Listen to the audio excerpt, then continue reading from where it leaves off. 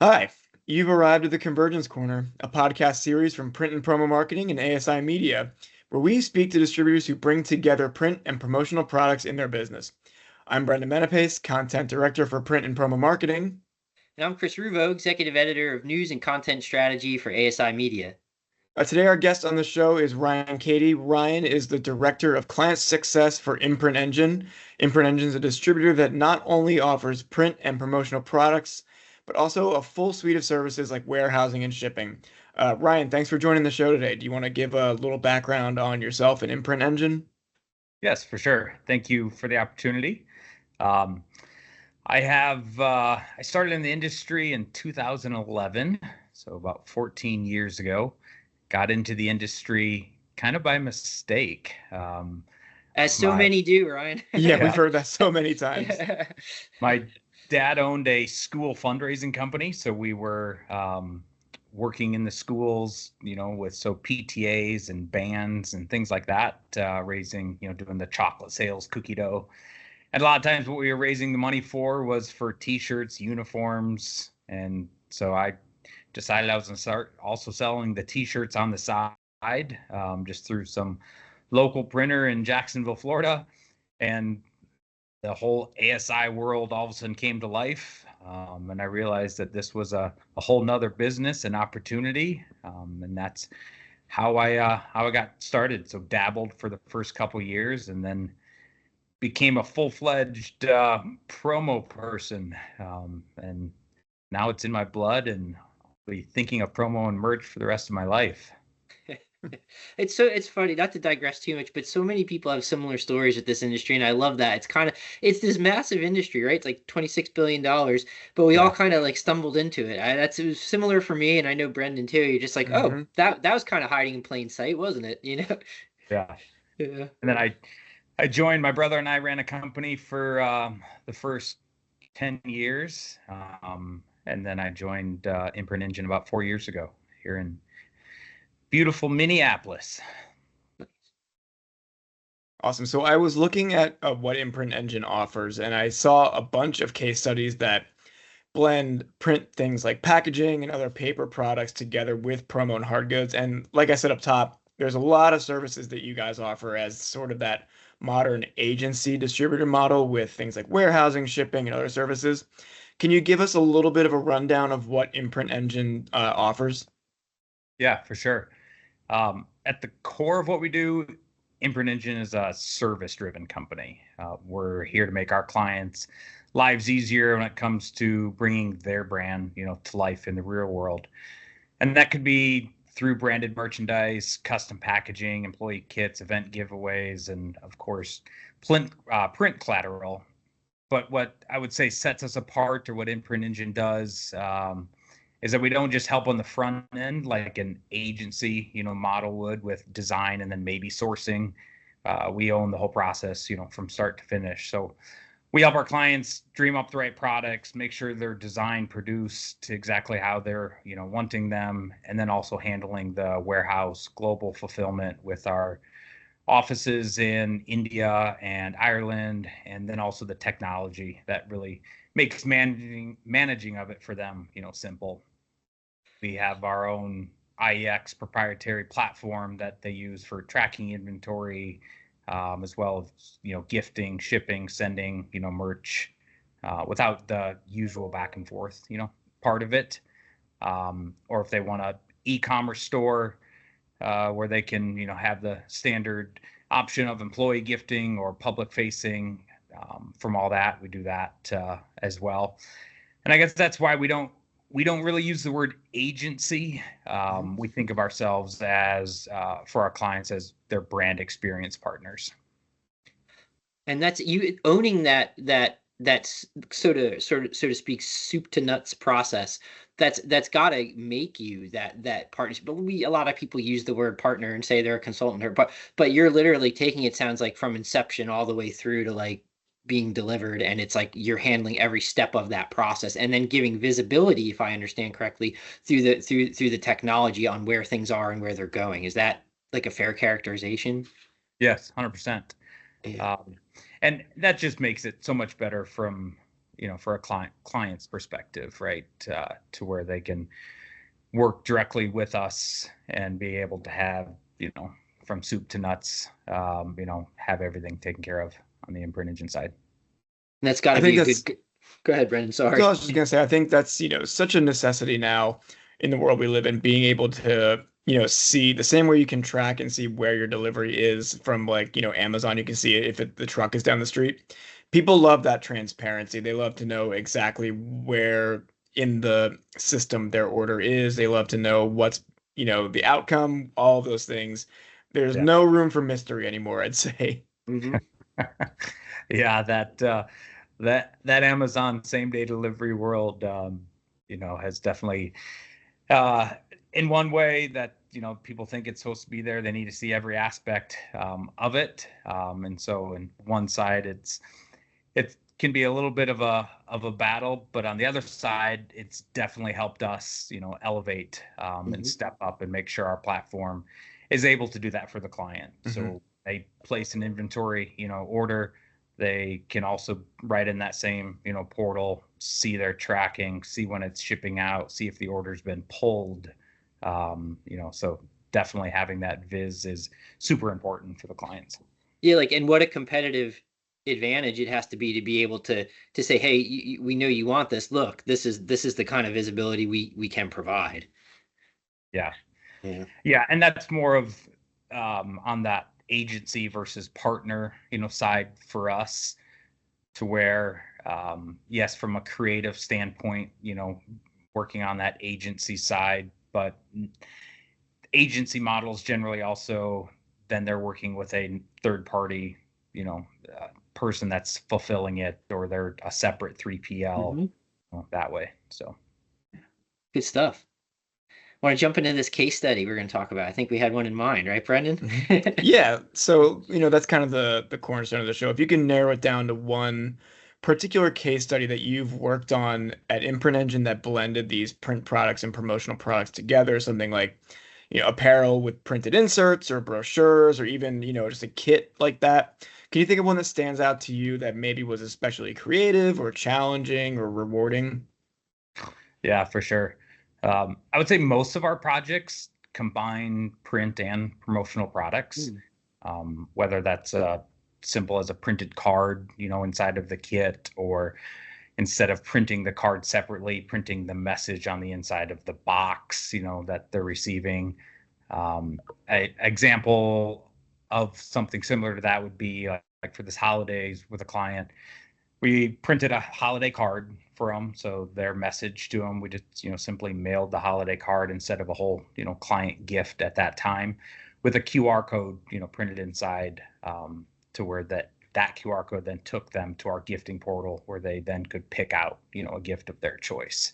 But I would say a particular project that definitely comes to mind that truly exemplifies the full blend of print and promo would be our Back to College campaign project that we do for GoPuff. Okay. This project had a combination of variable print, promo products, wide format, print, event displays. The print collateral part of it was complex due to the need for variable QR codes, the design redemption values based on locations of 300 different campuses, across the United States, and they needed to be able to track the conversion rates, per campus, per region. So it wasn't just printing a million, cards and flyers, but we had to print the flyers, postcards, door hangers. All had to be sorted, shipped to specific locations, throughout the country. Tying in the promo, item side of it, that was then headwear, apparel, koozies, things like that they then used for the on-site activations at each, campus. So that's definitely a project that has been one that we do every year, but combines the print and promo, world very much so. So you basically like knocked that out in a morning is what it came down to, right? Yeah. Yeah. Just a few hours. That one was done. Mm-hmm. That's a lot of Yeah. moving parts. Like, and I'm sorry if this is a dumb question. It probably is, but what was like their goal, if you will? How are they trying to influence the end users there, and how is the merch and the print assisting in that? Yeah. So I'm not sure if you're familiar with GoPuff. Mm-hmm. Yeah, GoPuff. They're back to college. Obviously, they want to get everybody on college using their GoPuff app. So their goal was first awareness, and then starting that with the print collateral side of it by putting the door hangers all over the place, having students that were at the campuses handing out cards, flyers all throughout the hallways on that side. Ultimate goal of driving them to the app. And then the print side of it, or the promo side of that, to where then they'd have the on-site activations to where they come to the event display, the tents, giving away the promotional products, and then at that time also giving away $50 coupon codes for the people that came up, downloaded the app, all that. And so it started with the print side, goes to the on-site activation, where the promo products come into play. Very cool. So for this, what were some of the promo products in question, and how did you select the products that you used? Did GoPuff come to you and say, we want X, Y, and Z, or did you kind of suggest some things for them to give away? Yeah, I think clients always come to us with their initial thoughts or ideas. They see a water bottle and they're like, "Oh, that would be great." But our approach with our projects are all pretty much the same way, and that's using our 4-step process, which is discover, design, develop, deploy.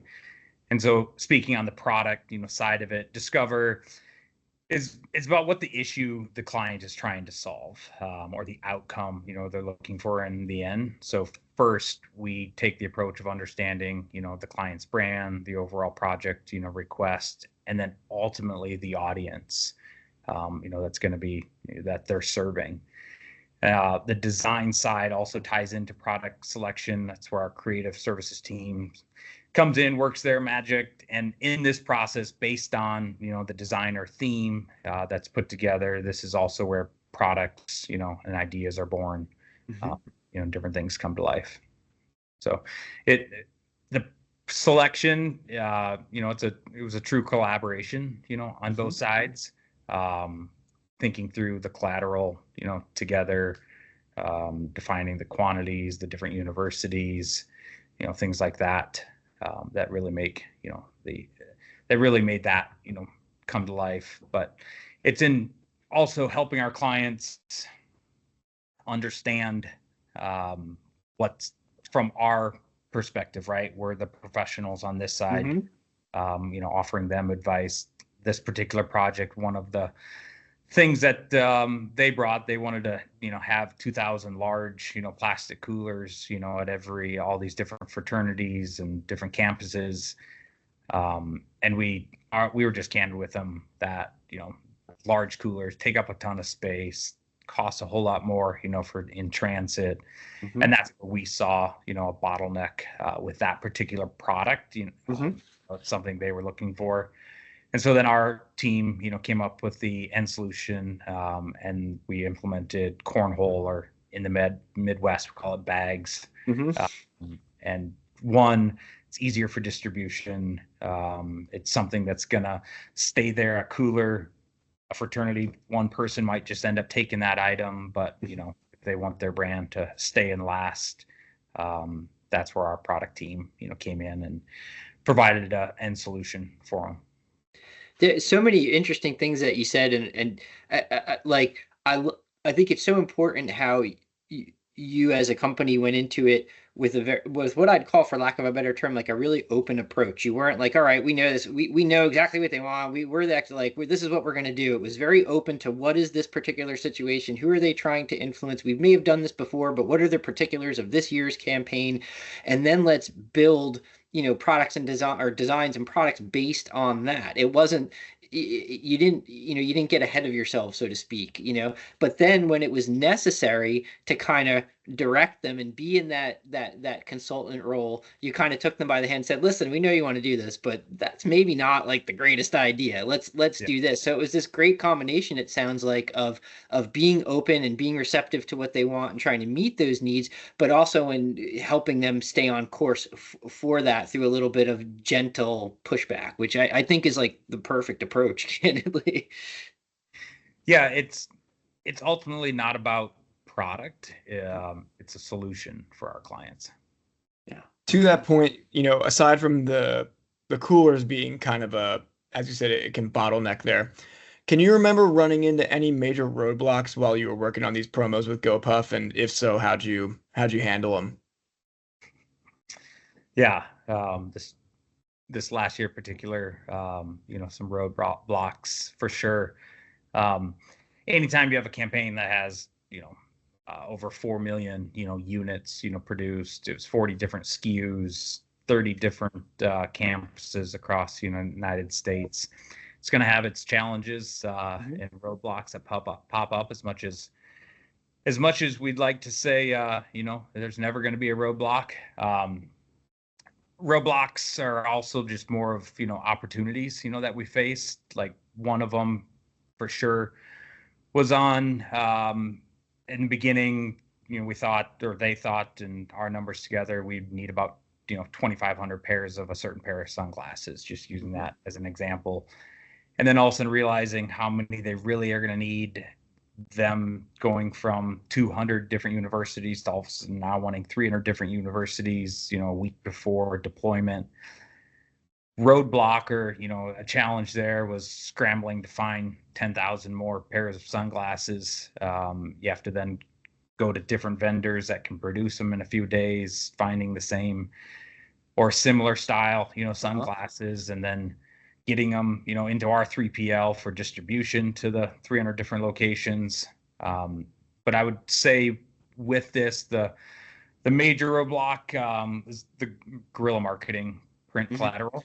So we had produced about 1 million door hangers and postcards that were kitted, ready to ship out.